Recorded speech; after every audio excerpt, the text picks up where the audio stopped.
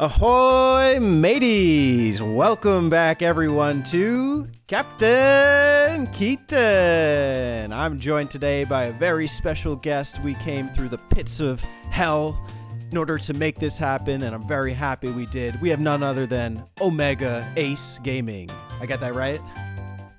Yep, you got it. OmegaAce. Let's Hello. go. Welcome, Omega. Thank you for having me. Yeah, Omega's been watching the interviews, and we've been getting to know each other a little bit since the first NES Zelda interviews. And I am kind of sorry that we didn't get to talk about the original Zelda, because I know you had experienced it at the time, but we will get to rectify that today. So I'm very excited to get your perspectives on both Zelda 1 and Zelda 2. Awesome. So the viewers at home may not know about you. Can you take a moment to just shout out what do you do over on your YouTube channel as well as Twitch if you're streaming over there?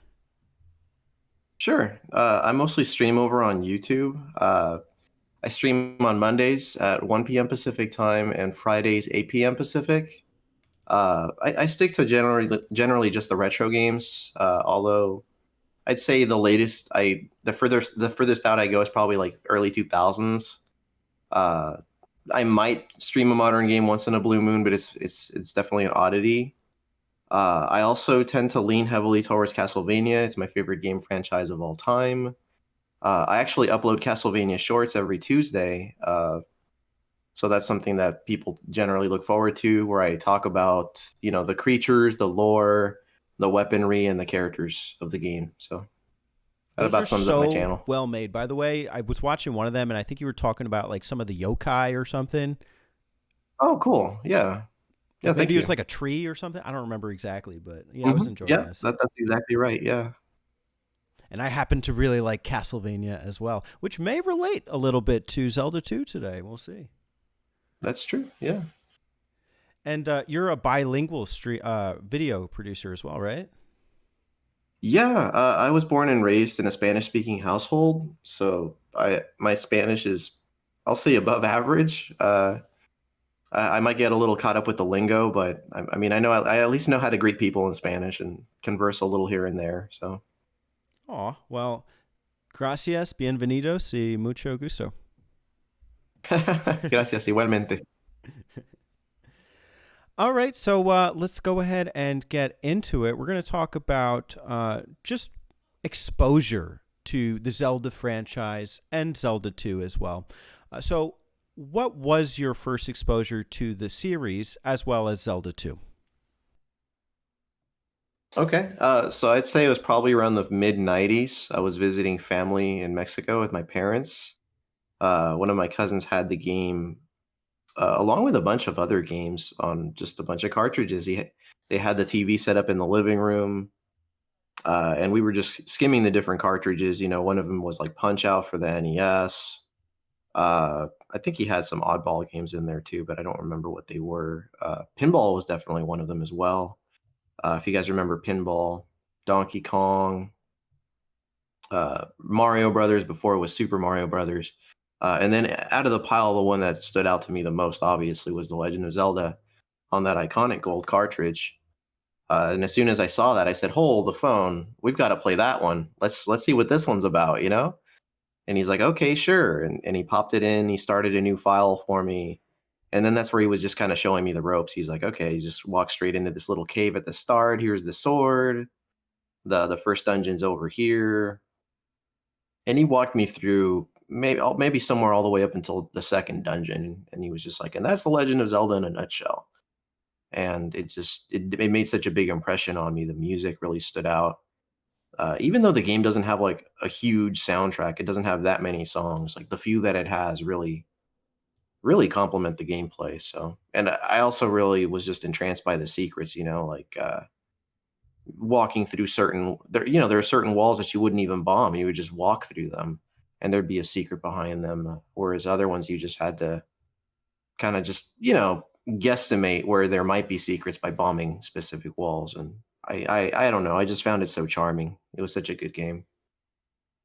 Yeah, Zelda 1 is kind of intuitive like that. Like I know it gets the reputation for like, oh, it's like it's so cryptic, you got to bomb random holes in the wall, but I think once you've seen one in a dungeon, you kind of get the sense of like, oh, maybe I can, bomb one of these three walls that are in my way or two walls. And then also, I think when you kind of pair it with the map, I mean, when you're a kid, you Mhm. probably aren't really thinking that way, but, as an adult, like I actually find it quite playable, surprisingly. Oh yeah. So that's interesting. So you had an international experience with Zelda 1. You could say that, yeah, definitely. Did you bring games home with you, or you only played them when you went overseas? So I had an NES myself. Our library was pretty sparse at the time.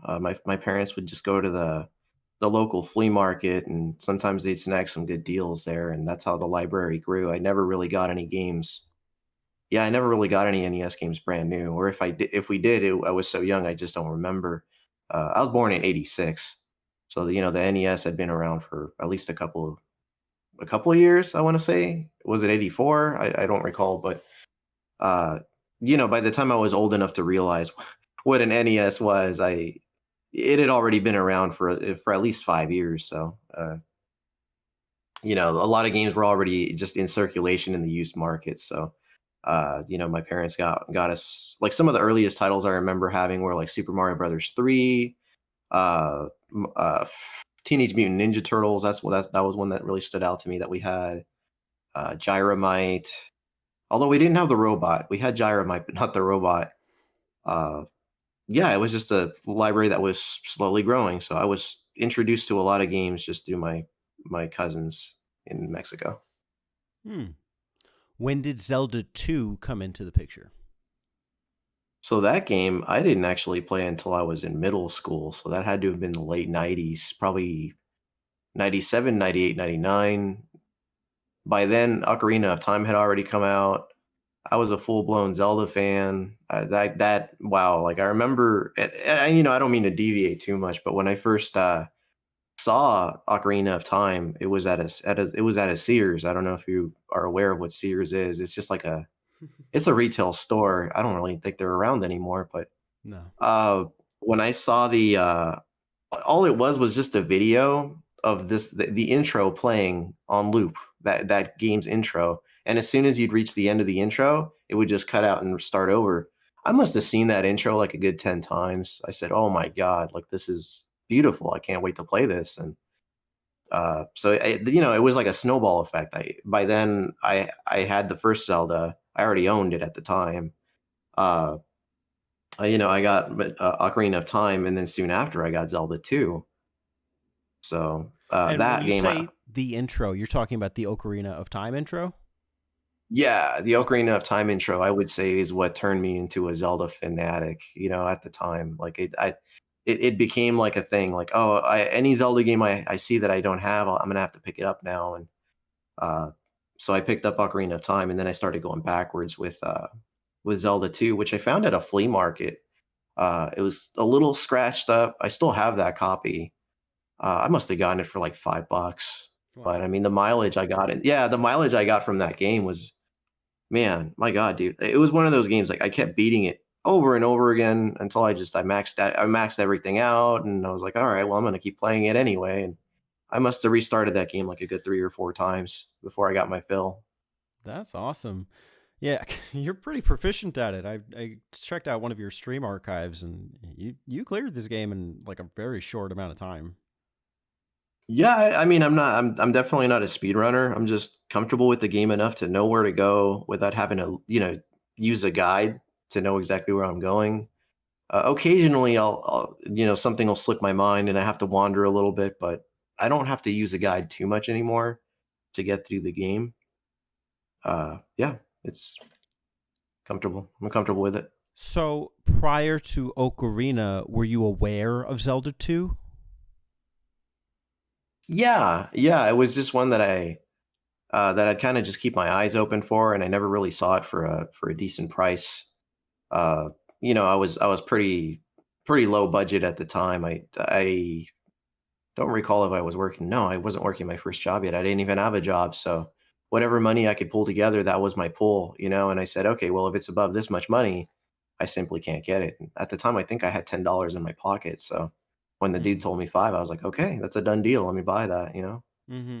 But you must have been like what, like only a couple of years old when the game came out. So when did you hear about it? Hmm. Yeah, that's a good question. I'm not entirely sure. I don't think any of my relatives had the game. But I mean, I had to have at least heard about it through word of mouth, probably at the in the playground or something like that. That's a mystery to me. It was so long ago. Hmm. Interesting. Okay.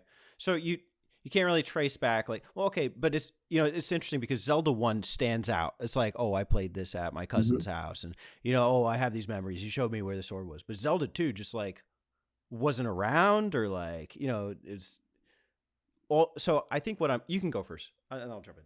No, no. I guess I just didn't really know anybody that had it for whatever reason. I mean, I guess it is considered like the black sheep, the black sheep of the series because of its gameplay deviating a fair amount from the first game. But I didn't really have any friends or relatives that had the game in their library. I knew of it. I was aware of its existence, but I don't recall when I first heard about it. It was so long ago.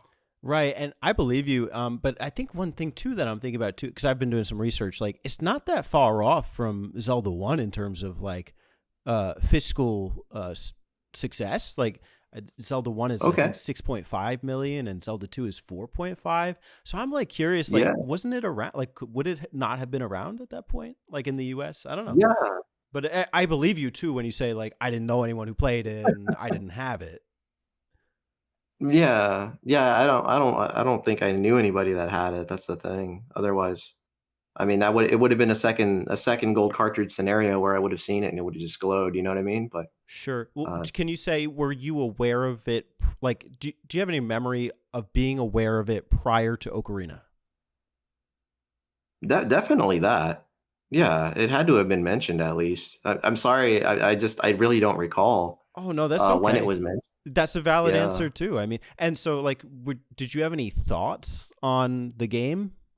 Like, I don't know, because I know sometimes like if I saw a game preview, like when I was a kid, like it was like looking at Ninja Gaiden ads in like a Game Informer or something for Xbox. I'm like, dude, that game looks so cool. Like I gotta play it, and I never did, but or no, I think I have the collection on Switch, but even so, that doesn't really count. Um, Yeah. did you have any thoughts or feelings on Zelda 2? Yeah. There were okay. So this might be one of my earliest memories for Zelda 2. Is there was a grocery store that was local to where I lived at the time. Uh, and they had a section like just like a magazine rack, you know, and they had gaming magazines there. And oftentimes, what I would do is I would go to the not the deli, the bakery department. I'd go to the bakery department because I knew that they had like pen and paper there for like they'd write down people's orders. You know, if they had like a special order for like a wedding or what have you. And they'd lend me the pen and give me some paper, and I would skim through those magazines, and I would just write down the games that interest me. It's like, oh, these look pretty cool. Zelda 2 may have been one of them. Yeah, now that I think about it, and even cheat codes you'd get from those magazines. So I'd write a bunch of those down. That way, I could take the what I wrote down home and try them on my games. And something I remember them sometimes telling me, depending on who was there, they'd be like, no, you can't skim through the magazines and do that. And I'd listen for that day, and then I would just the next time I'd go to the grocery store, I'd do it all over again. I'd be like, well, I'm not hurting anybody. It's like, what are they going to do to me? They're going to grab me and kick me out of the store. I'm just a little kid. So I just kept doing that. That's awesome. Yeah, I mean, you're a Thanks. kid, so and you're not like stealing the magazine, so Right. they Yeah, and I probably got just by felt that way like for a pretty long time. Yeah, I'm sorry to interrupt you, but no, like no. well into the days of N64, I remember writing down codes for like, for fighting games, unlocking characters by inputting this at the start screen, what have you. So That's awesome. So you did eventually get around to playing Zelda 2, and amongst one Mm, of like the greatest hailed Zelda games of all time, Ocarina. What were your mhm, and you had said you played it kind of back to back. You got a lot of mileage out of it. Clearly, you mhm. must have liked it. What was that experience like for you then? Ah, man. Well, shoot, let me ponder that one for just a second. I guess I was taken back by the side-scrolling gameplay. I was like, "Whoa, this is different from the first game." But I wasn't really deterred or bothered by it. I was actually really intrigued, and I was excited that it brought something new to the table. And as I slowly gained new abilities, like the upward attack with the sword, the downward, things that weren't in the first Zelda, because obviously there was that dimension. You obviously wouldn't stab downwards in Zelda 1. That's not a thing. Whereas in Zelda 2, you were able to stab downwards and upwards. Heck, you were able to turn into a fairy, and enter specific dungeon areas or what have you. Obtain other additional secrets. Um, that really stood out to me. It made a big impression on me. I said, "Oh, this is not at all like Zelda 1, but I'm totally for it." The music was just as good. It had its own memorable tunes. The little town theme was really chill, laid back, if you remember that. Or when you'd enter houses within those towns, the songs would change there too. I want to say, yeah, it had a how many more songs did it have compared to Zelda 1, right? I feel like it was a bit more. It had a significantly higher amount of tracks, maybe double. It might have been double. So that was something that really stood out to me. Which actually, the Famicom Disk System version of Zelda 2 has different battle theme music. That really stands out. It's not on the NES cartridge version. Now, stop me there if I'm stepping into the territory of another question. But I mean, you are, but uh, that's okay. I don't mind. okay, sure. We could just talk about the music. Yeah, I mean, even from the North American version, like there are a Hmm. lot of great tracks which sound better on the Famicom from what I've heard. I'm like, oh, that's not the same. But That's yeah, you true. have the towns, you have combat sequences, you have the overworld, you have the menu theme. Maybe you do have inside the house, and maybe like with the wise men, you have the Hmm. dungeon themes. Is there a boss Hmm. theme? I can't even place it. I know there's a separate theme for for Ganon's dungeon, his castle. That has an entirely different song, which I know was featured in Super Smash Brothers Melee. I want to say they used it for their temple theme, Yeah. so that really stands out. I'm trying to remember if the bosses had their own theme. It might have just been a battle theme. I'm gonna have to go back and play it again. Gosh, I guess that song didn't stay with me. No, but there are many that will. So yeah, and Hmm. there's something Hmm. kind of calming about like those towns too. Like there's nothing really like that in Zelda 1. Hmm. So which would you say, because you played these side by side, left a stronger impression between Ocarina and Zelda 2? Oh man, I'm gonna have to say Ocarina. Yeah, That I makes really sense. like both. I don't know. Oh, you asked me a really. It's like which child do you like more? Like, oh God, I don't know. I really like both a lot. For Yeah, but me, one like the top three child gets Zelda. better grades than the other. Right. It's like for me, the first two games and Ocarina are always going to be my top three Zeldas. I am just not drawn in by at least not as much. I'm not saying that any of them are bad games. On the contrary, but like those are the three that I always think about. And when people ask me, "What's your favorite Zelda game?" It's like, well, I guess it depends on the day of the week that you ask me. Hmm. Sometimes I'll pick Zelda 2 over Ocarina. Sometimes I'll pick Zelda 1 over Zelda 2. Uh, it really is just a mood. You know what I mean? It's like, what mood are you in? Because all three of them have great music. I have memories tied to all three. Although, albeit most of my memories are pretty late for Zelda 2. I still had memories of Zelda 2, when I finally got my hands on that copy of the game. I have memories there. I played it during a time when like reality TV was super prominent, which I didn't even like, but I mean that was what was on at the time. So I'd watch some reality TV and then I'd play some Zelda 2. And um, yeah, I don't know, man. I guess right now I'd say my answer is Ocarina, but you ask me tomorrow, it might be Zelda 2. Okay. We'll get to the bottom of this. Just on today, the date of recording, Zelda 2. Or Ocarina. Not I just changed your Right. We answer can for say you. Zelda 2. Yeah. For the sake of argument, we could say Zelda 2. Yeah, it's Zelda 2. Yeah, everyone's here for Zelda 2, so it's Zelda 2. But we Yeah, can there you do go. the more direct comparison because they were both NES games. They both released within a short range of each other, and they're both Mhm. kind of unique entities. So when it comes to the Legend of Zelda versus Zelda 2, what are some of the Mhm. major differences for you? And yeah, if you can answer, do you have a preference? Yeah. Well, as you know, Zelda 2 has more RPG elements. There is a whole level up system that is not present in Zelda 1. So that's a pretty big difference there. Which encourages a little bit of grinding. Although if you're pretty good at the game and you don't skip around, if you don't avoid all the enemies, you're gonna get there organically. You're gonna become stronger over time, and by the time you reach the final dungeon, you should be able to handle it as long as you didn't run away from every single battle. Whereas in Zelda 1, well, your big grind there is for rupees. You're trying to acquire enough rupees to keep up with the items that you have to purchase from the shops to progress the game overall. So I guess in that regard, they're both kind of grindy. But again, with Zelda 1, if you know where some of the secrets are, with those moblins that give you rupees, you don't have to do too much grinding there either. At least not on the first quest. I mean the second quest I've only completed once, so that's still kind of foreign to me. Uh so I mean I guess that's one big comparison. The other being the side scrolling versus just strictly overhead map view. Uh that actually gives you quite a bit to work with, like at least gave Nintendo quite a bit to work with like the enemy types. You have like the overhead club swinging enemies that were in Zelda 1 it was, do they fire something or do they just lunge at you with.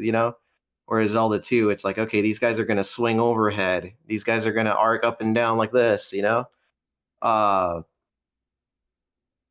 Gosh, I'm sorry. Maybe I got a little lost in the question there, but we were just comparing Zeldas 1 and 2, right? Yeah, In basically. general, or Just what are some of the major like points that stick out to you between like their differences and like which style of play do you prefer today? Like I know it's hard to answer sure. forever, but Okay, no. Well, I mean, there's also like the magic as well. Like, you'd get magic for your spells for Zelda 2.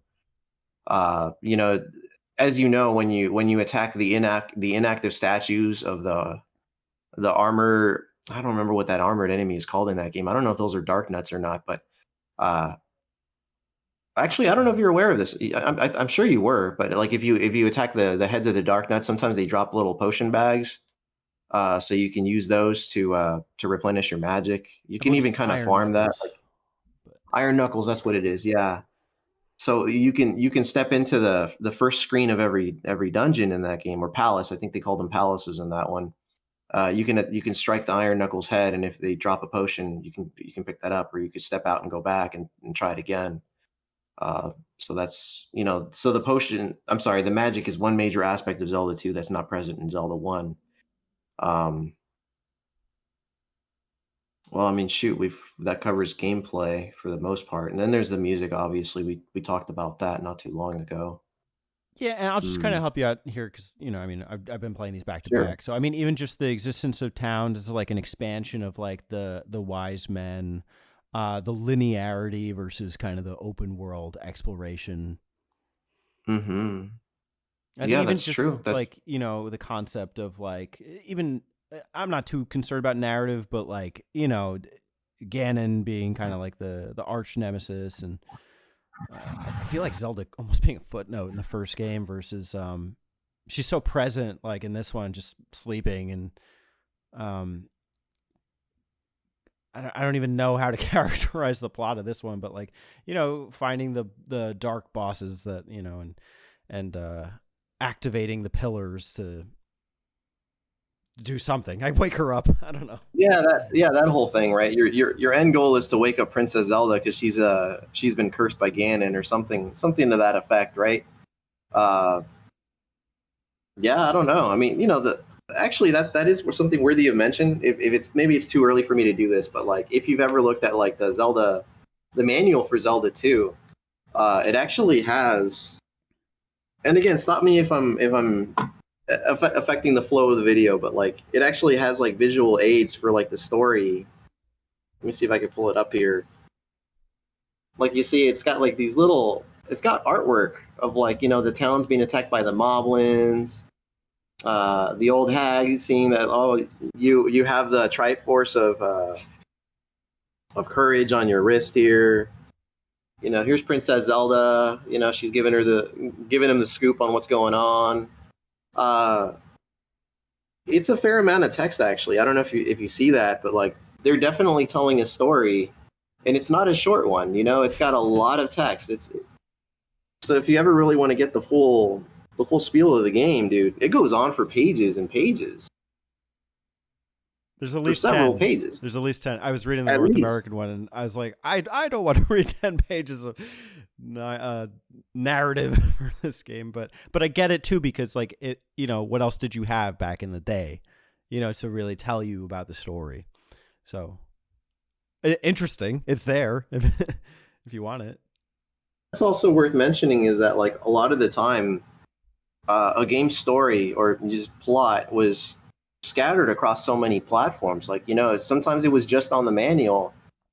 Some games you wouldn't really know what the plot was unless you happen to own the strategy guide that came out back then. I have some guides from games from like the 90s still in my collection. Like I'm talking like early 90s.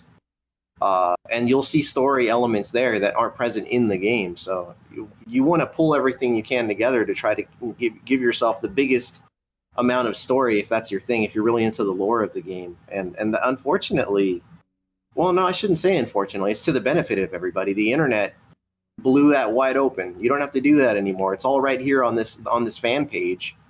It's right here presented for you. You don't have to look all over the place like you used to back then, Yeah, the experience is almost, I wouldn't say it's like sacrificed or compromised, but it's just transformed. Like you experience these games differently now. Mm-hmm. If you weren't around for it, which I wasn't, which is kind of why this right, is interesting yeah. to me. Mm-hmm. I was fairly young, very young. So by the time I got, super into NES, SNES was already prominent, you know what I mean? Mm-hmm. Which I didn't get, actually. I didn't get a Super Nintendo. My parents told me, they said, hey, we're going to skip this one, but we'll for sure get you the next Nintendo console, which wound up becoming the N64. So during that entire stretch of time when everybody else was playing Super Nintendo, I was still just an NES fanboy. Hey, I don't blame you. It's a great console. It is. You got to pick, man. Pick your child. Zelda 1 versus Zelda 2. Right? Most of the time, I guess I'd go 1 over 2. But again, there is a bit of bias there because I grew up and played Zelda 1 the longest. You know what I mean? For the longest stretch of time, and by which I mean over the course of so many years. That was the one that was introduced to me. That was the one that I had more than one family member, slowly guide me through it. I had the one cousin. I mean, I'll just drop names, I guess. My cousin Kino was the one that introduced me to the game. And then later on, as I got a little older, my cousin Marcos was like the one that guided me all the way up to like, I want to say Dungeon 6 or Dungeon 7. And then just to mess with me, he's like, I'm not going to tell you where the last couple dungeons are. I'm just like, oh, that's just cruel. And I didn't get to figure out where those were until I was even older than that. So, yeah, it turns out one of them was the one underneath the lake, if you remember, when you play the flute. And I never figured that out, at least not at the time. And everything I figured out was through word of mouth, or if it happened to be in a magazine that I couldn't afford. So,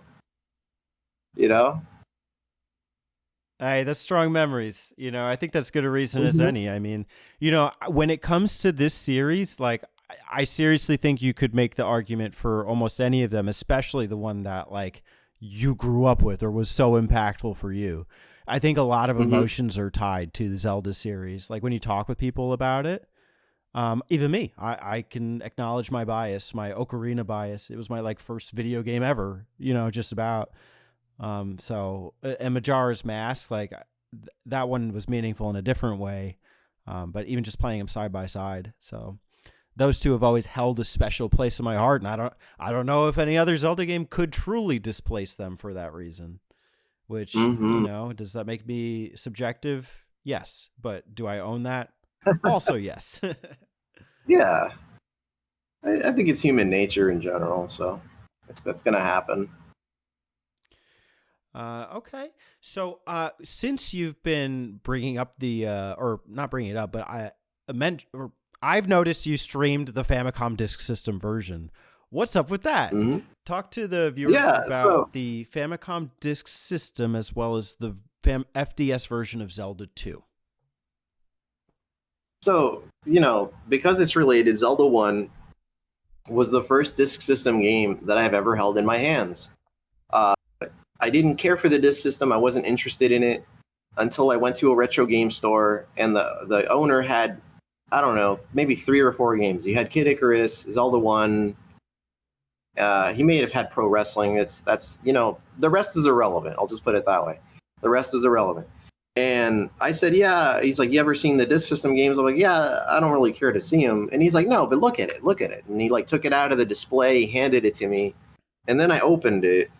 And I skimmed the manual, and I observed the artwork on it. The front and the back. It's and the way they look at this. The way they present every single enemy in the game with detailed artwork and the sprites on the opposite side, the way they present you this story, the comedic effect of like they try to make Link a little goofy there, and just it was so personalized. It was so maybe personalized isn't the word, but like the items, even as simple as the items looked, they took the time to draw every single item in the game. See that? Like, I'm trying to angle it here. Who cares if the sprite is simple? We're going to make a simple drawing for that sprite. They did that with everything that they could. And I was in love with the disk system from then on out. I have about 45 right now, about 45 complete in box Famicom Disk System games. That I have to have the manual for every single one because I know that I'm in for a treat with the images. And I popped it. I popped it in. I play it on original hardware, so I can get the full experience of flipping the disc, and you hear it popping in there and loading. Dude, it's indescribable. You have to experience it at least once if you haven't, man. If you haven't played a disk system game, it's a whole different monster. Yes, it's still like the sister to the NES. It's very closely related to the NES, but it's its own thing. And the enhanced music, you have to try the disc system, man. You have to try it. I'd love to. I need a Famicom first, or I don't know. Maybe it might work with my Retron. I have to think about that. Does it plug into the the Famicom is a top loader unit, right? Like you push the cart in. Is that right? I'm probably using the phrase wrong. You push the cart. The Famicom? Yeah, it's a top loader. Yeah, Okay. I have it actually. If you want to cut into me holding it, it's right on my shelf over there. If you want me to grab it, I could show you. Is that okay? Speed run. Okay, let me do that real quick. Yeah. While Omega goes, I'll just go ahead and say, go check out his channel and subscribe. He does a lot of great streams. Who knows what he's going to stream next? And he's also one of the nicest guys that you can interact and engage with here on the platform. And I very much appreciate him being here today. I'm also super excited to see what this Famicom Disk System is all about. I understand the cartridges are floppy disks. He's coming back. I'm talking up the viewers. Oh, wow, look at this. We have this beautiful system. Okay. Go for it. So, okay, the Famicom, right? So there's the Famicom with the disk system underneath it.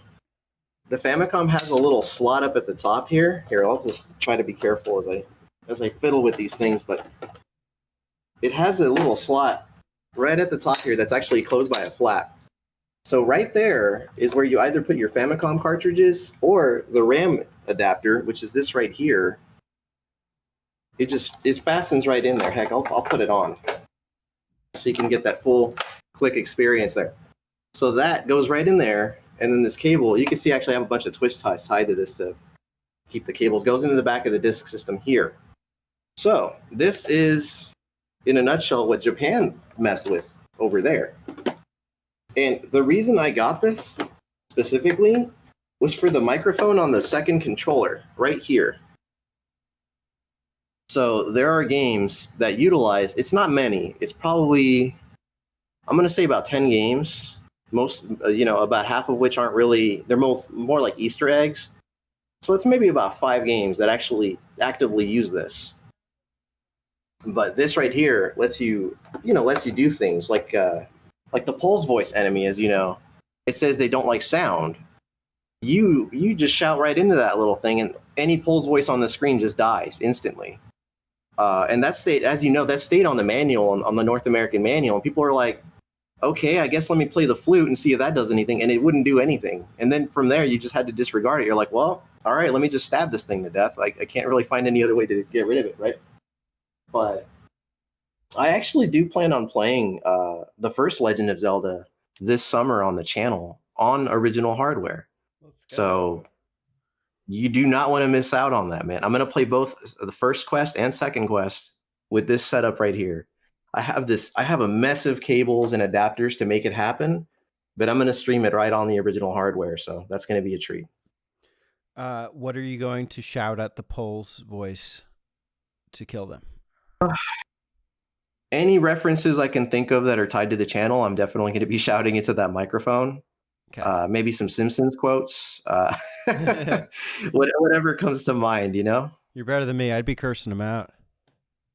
I mean, I could. You could drop an F-bomb here and there and it'd kill every enemy on the screen. How satisfying would that be to kill a Pole's voice by just swearing at it? It'd be hilarious, right? Dude, I would love it. That's what I was thinking about. Like, if I had that thing, I'd be causing some mischief. You know what I was playing was XYXZ, like the DS game. And there's what, you know what it is? It's like one of those launch games. It's like kind of like I want to call it like a WarioWare style game, but a bunch of mini games in order to like progress the story. And one of them is like shouting at the lady to come over to you or something. I just remember it was like a cursed storm, like, fucking bitch, get the fuck over, what the fuck. It's just such a good time screaming like expletives into my DS and it barely working, but I imagine I would have the same amount of fun with Zelda 1. Very totally cool. Let's talk about, so are you aware of many of the Famicom differences for Zelda 2 for the Famicom Disk System?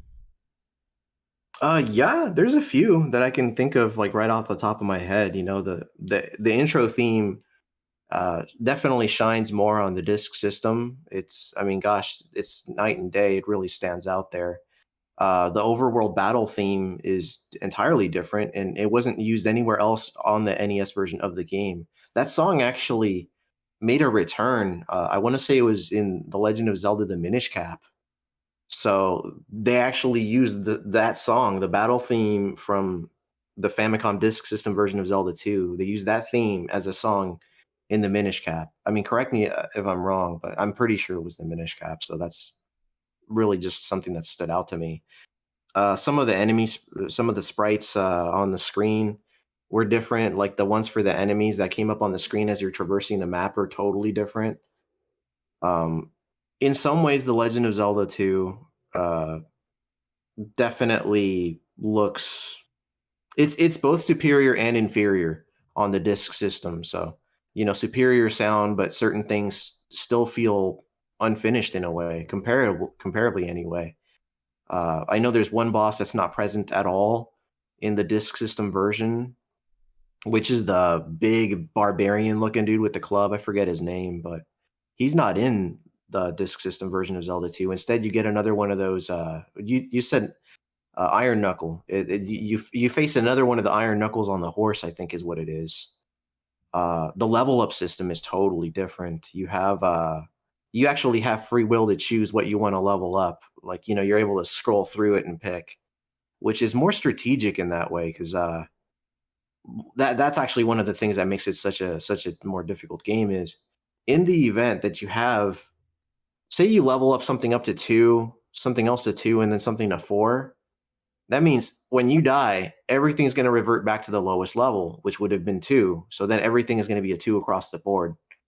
And I'll emphasize that example one more time because maybe that didn't make a whole lot of sense. You have 3 things to level up, right?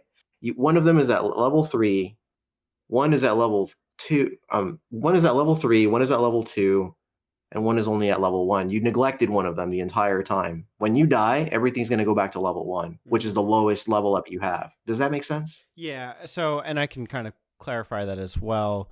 Yeah, If go for it. you like it, basically, if you game over, right, not like single life Mhm, death, it'll reset the entire bar to your lowest number. So, what I'm displaying on screen right now, I have the mhm. sword, magic, and life, and it's 566. So, if I game over, everything goes back to 5. That's exactly right. Yep, that summed it up perfectly. But what makes it tricky Trying is to you think get of. to pick like how you want to go about it. It wouldn't make sense to do 1, 2, 3 because you're putting yourself at greater risk unless you're that confident Mhm. that you're not going to die or game over. That's true. And that would actually incorporate another strange variable where, say you were extremely low on health, that by leveling up your health, you're going to get your full bar back. You'd be super tempted to say, "Oh, well, let me just get my health bar back up." Even though I'm neglecting these other level ups, I'm just trying to keep myself alive here long enough to keep this level up. So sometimes you would do that. You would end up leveling up your life instead of something that something that's being neglected the entire time. So that's definitely it added a whole other mechanic to the game that you wouldn't have to think about at all in the NES version. Yeah, that's right. I mean, there is some risk reward. Like you could opt to hold off on leveling up and then get the level up for something else. But I Hmm. when I played through, I just wasn't tempted to do that. Mm. So like I don't think it happens as naturally. And the only risk there is losing your XP, not everything resetting. So that's that is a Yeah, variable. yeah, that's definitely a big change. Yeah. Okay, so this game I feel like I've heard the reputation that it's like impossible or incredibly difficult. Were you aware of any like negative reputation for Zelda 2? Uh, yeah, people, the handful of times that I did talk with people about Zelda 2, they would say the game is super difficult and everything. And I personally feel like the most difficult part of the game is getting through the first dungeon because you're so underpowered at the time. But once you get past that first hump, once you get past the first dungeon, you find a couple hearts, you're pretty much good to go. I mean, you don't really feel like you're against the ropes for the remainder of the game. At least that's in my experience. I know everybody experiences the game differently. Sure, for me like it was like I think the more I played it, the more I understood its systems, but I had like written it off previously. One, from ever playing it in the first place, because I just had the understanding that it was like way too hard. I don't know where that came from. And then two was I tried it for myself and I just like, I didn't really get the level up system or the style of combat. I think by the Hmm. first iron knuckles that you're facing, like you're doing a lot of like up down, jump, like trying to get any hit you can, and it like doesn't make sense. And like 5 hits and you're dead. And then even Hmm. understanding how to use spells. Um, so yeah, I was just curious about that because from things I'm reading, it like seems like the game is really well received, and like even nowadays, people like talk Hmm. pretty positively about it. Hmm. But I do think still that it's a hard ask to get someone into Zelda 2. Do you have Hmm. tips, tricks, and advice for a newcomer to the game who wants to play it? Yeah, definitely. Anytime you complete a palace and you put the gem up on that little tower thing at the end of every dungeon, uh, you immediately whatever what you immediately go up a level, right? Say you're just a few points shy of doing that. Don't waste your points that way. Just go back, kill a few enemies, level up, and then go back to it, and then level up again. Otherwise, if you're just a few short points away from leveling up, you're wasting that because you have the potential to go from 0 to 1.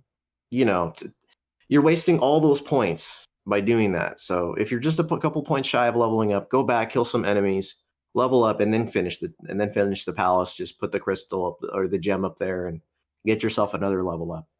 Uh, Another thing that I mentioned before was those iron knuckles at the start of each palace. Don't be shy about trying to attack it and fill up your magic. You know, if you're lacking in magic on just do that. Just step out, step back in, and hit it. And anytime the iron knuckle pops out, just exit the screen. Just exit the screen. Or if you're feeling ballsy, go ahead and kill it and get some some experience from it. But uh, that's just a good way to farm for magic, I guess, is at the start of these palaces. Trying to think of some other things I can offer. I guess don't be too quick to jump from palace to palace. You know, do your share of exploring and leveling up. You know, take some time to stop and smell the roses, because if you rush it too much and you go from palace to palace, you're in for an uphill battle. You know, you're going to miss out on full heart containers, because this one didn't have heart pieces. It was just entire hearts that you would just find. Um, Yeah, so I guess those are was that 3? I guess those are 3 good tips I would give people that are starting the game. Yeah, I agree with that. I think like the farming thing is huge because like, Mhm. and I wasn't sure if I was going to be able to beat it like legitimately without getting pissed. That's why I kept titling my streams. Zelda 2 is pissing me off, or might piss me off. I don't know. When's it going to piss me off? And it never did. Yeah. Spoiler alert. But Yeah. my metric was pre-game overs. I had to feel some kind of progress, whether that be getting the item in the temple or beating the boss or leveling something up. And every Mhm. time before I had a game over, I had some level of progress. But a lot of it was Mhm. deliberate too, because I would just go out in the open and I'd go grind because I knew I could and I knew it would help me in the long run. So I Yep. think that's huge. It is. Very much so. Would you recommend Zelda 2 to newcomers? Not I guess not if you're introducing it as as a way to segue them into the franchise as a whole. Uh, as far as traditional Zeldas go, whether you want to talk 3D or 2D, like the overhead action ones of like Link to the Past and the first Zelda are pretty similar. Oracle of Seasons, Ages, they all follow a more linear, not linear, what's the word I'm looking for? It's really just a perspective view, right? Unless you give them the asterisk of, oh, this Zelda, it's fairly different from the other ones. But as far as it's just the challenge of it, I do feel like it can be a little steep at first. I think introducing them to like Ocarina or Zelda 1, or maybe even A Link to the Past would be the better way to go. Uh, Unless they're feeling eccentric and they just want to do something different, but familiar at the same time, then maybe Zelda 2 might be their cup of tea. If it's a quirky person with a unique personality, they might be all over Zelda 2. So maybe give them that, but for the most part, in general, no. I would say, offer them Zelda 1, Ocarina, or A Link to the Past. Yeah, I can understand that perspective. I mean, if the goal is get into Zelda and you've never played a Mhm. Zelda, no, don't start here. Like that doesn't make sense. But Right. if the goal is like NES games, like my opinion changes a little. Like I don't think it's a Yeah, bad place to start. I It's agree with number you. 8 of the best-selling NES games. So I mean that take that for what you will. It's pretty high. Yeah. And only 2 under Zelda 1. So, Hmm. so you do you think it's too challenging then for modern gamers? Hmm. Yeah,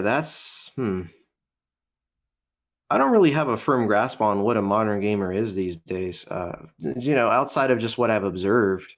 I don't mean like Uh, Fortnite and player, like like I guess oh somebody who God. like is like oh I'm a Dark Souls fan or something. Like I don't know. Like I feel like that's like Okay. modern gamer ish in our circle. Sure. Yeah, no, you're right though. Modern gamers definitely come in different walks of life. You have your Fortnite players, you have your Minecraft players, and then you have people that are into, that have a thing for dying, and if that's the case, if you have a Souls player, then sure, tell them, hey, why don't you play these Zelda games? I think you'd enjoy them. They'd find humor in death. You know what I mean? Whereas some people, well, they lean more heavily towards games that hold their hand. Constant checkpoints, save states all over the screen. Let me save here, let me save here, let me save here. Uh, I don't think they'd really. I personally feel like those types wouldn't enjoy it. But yeah, I think by not overgeneralizing modern gamers and saying specific modern gamers should give it a try, I'd say that they can. Yeah, for sure.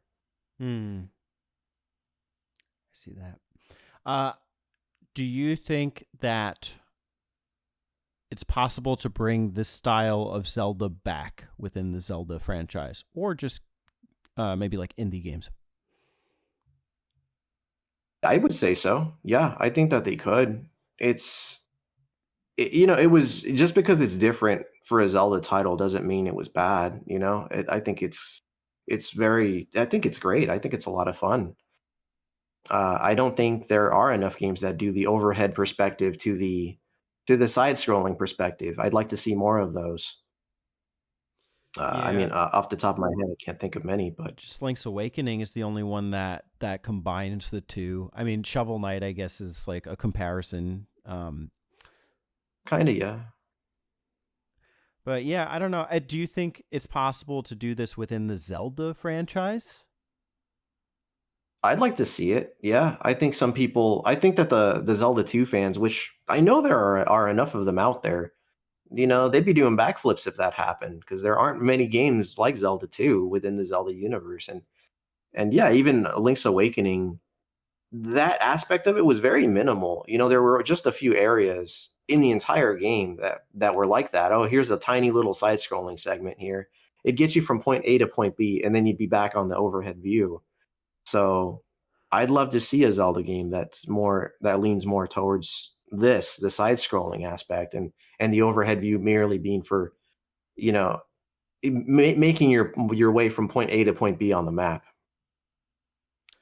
What form do you think that would take? Would it take like its own unique title, a remake, or a remaster? If they want to go the remake route, I'd be okay with that. I'd be okay with that, but I'd also welcome a whole new Zelda title like that. I think it can go either way. Yeah, I can definitely go either way. Cool. Why not both? Yeah, yeah.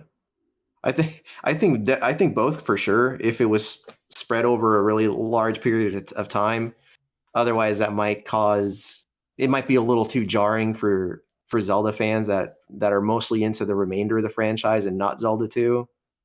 But yeah, I don't see any harm in throwing in one more Legend of Zelda 2, style game.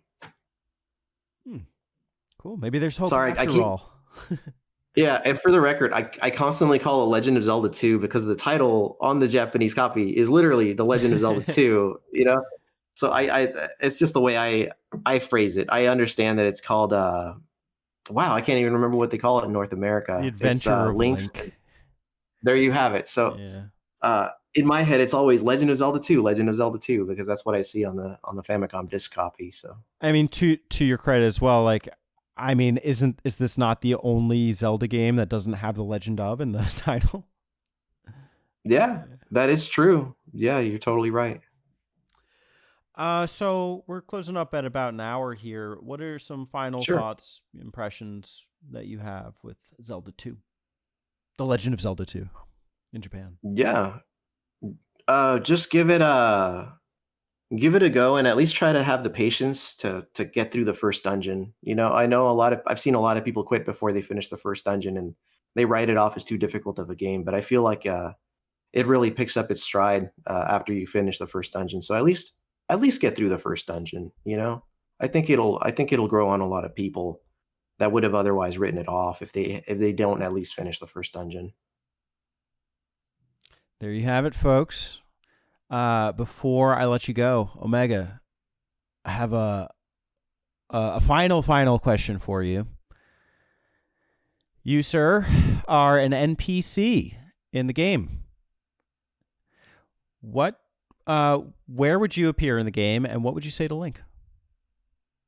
Where would I appear in the game, and what would I say to Link? Oh no. I don't know. I guess I'd be the type that would maybe give him an item in the game, and I'd say, "May this item bring you fortune." You know? I don't know. Sorry. No, that's awesome. Should we redo that? Should we redo that? That was pretty bad. I don't know. I think you got to stick with it now. You've given him an item, and it's going to bring him good fortune. Well, like, what is it? Like a pendant? Maybe. I don't know. Maybe something that'll bring him higher defense. Holy War. You're a Castlevania guy, so you know.